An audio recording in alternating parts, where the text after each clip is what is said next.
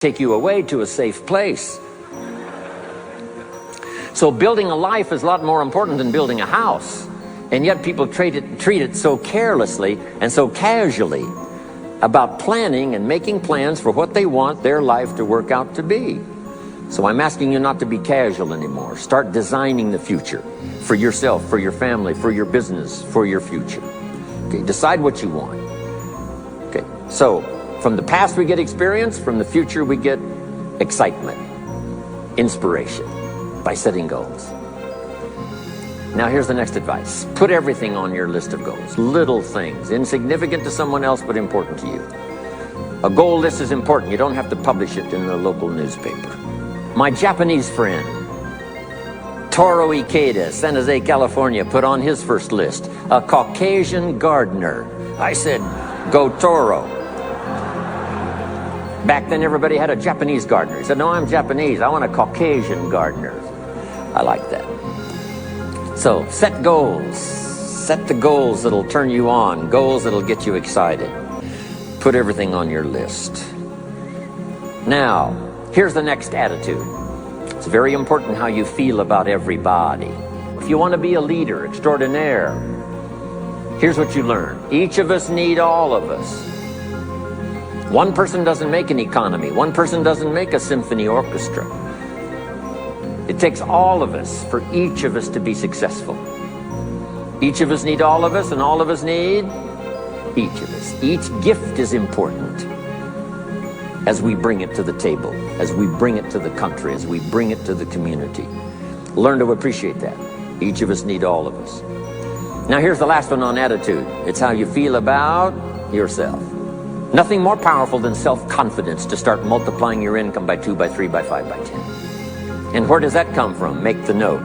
It comes from self-esteem. Doing the things you know you should do, and at the end of the day, your self-esteem is soaring and high. You've met the people you said you'd meet. You made the calls you said you would make. You did the things that you required of yourself to do. And at the end of the day, you feel great about yourself. That is one of the greatest motivating factors for the future, self-esteem, feeling good about yourself. Now let me give you the miracle piece of this formula. If you're ready, say I'm ready. Here it is. Number 3 is activity. We're affected by what we do. Now we've gotten to the formula of how to turn ideas into reality, how to turn imagination into substance. It's called number 3, activity. So add these notes to it now. Activity is the work. Activity is the labor. You might add labor pains. I'm short on personal experience here, but the mothers in the room would tell us we know what that's all about, labor pains. Why would an upcoming potential mother be willing to put herself through maybe a rather painful experience? She said, that's an easy answer. And it's for your notes. It produces new life. Why wouldn't she put herself to the labor? Now comes the miracle of new life. And whether it's new career life or new business life or new friendship life or new married life or new life of any kind, it has to come from the work. It comes from the labor. In fact, labor was so important. Here was the original formula for labor. If you have forgotten it, remind yourself. For your notes, 6 days of labor and what? 1 day of rest. Now it's important not to get those numbers mixed up. Why is that? Here's why. Why not 5-2? I don't know, maybe 5 and 2 would be okay. If God would have thought of 5 and 2, he might have made it 5 and 2. But you can't think of everything when you're putting one of these together. But maybe one of the reasons for 6-1, jot this down now. If you rest too long, the weeds take the garden. Not to think so is naive. As soon as you've planted, the busy bugs and the noxious weeds are out to take it. So you can't linger too long in the rest mode. You've got to go back to work. 6 days of work, then rest and spirituality and friendship and change of pace. and then go back over the last 6 days. What did I do? What did I miss? Who did I miss? What happened? So that I can invest those corrections in the next 6 days of higher productivity. Have you got that now? 6 days of work, 1 day of rest. Don't get the numbers mixed up. Activity. Now, activity finishes the miracle. Good question for your notes. How did this convention center get here? Let me give you the steps. Number one, somebody saw it while the property was vacant. You say, well, how could you see a convention center if it isn't here? It's the only way it will be here. And somebody has to see it so clearly they can draw a picture of it, saying, this is the convention center. You say, no, it isn't there. They say, yes, this is the convention center.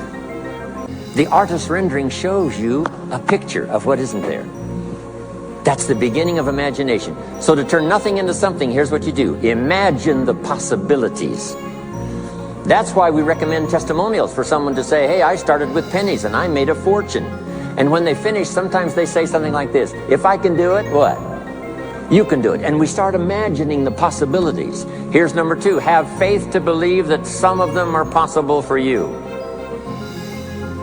And both imagination and faith are powerful forces, but we still don't have a hotel. We still don't have a house. Even though those are powerful forces, it is the beginning. Now, imagination and faith must be deposited in activity or it is wasted. But the finishing touch of the miracle process is now, go to work. Go to work and build a better career. Go to work and build good health. You can't have good health without the work. When did we start hearing that phrase? No pain, what? No gain. You got to do the work. You can read all the books until you're wise. You can have faith and believe until it is extraordinary. But now you must go to work. And if you'll learn to appreciate the work that produces the miracle of good health, the miracle of a career, the miracle of a relationship, the miracle of a fortune. Only humans now can do this. The birds of the field can't do it. No other life form can imagine and create something from nothing. Have faith and then build it and make it real. Only humans. It's an extraordinary gift. Depends on how often you use it.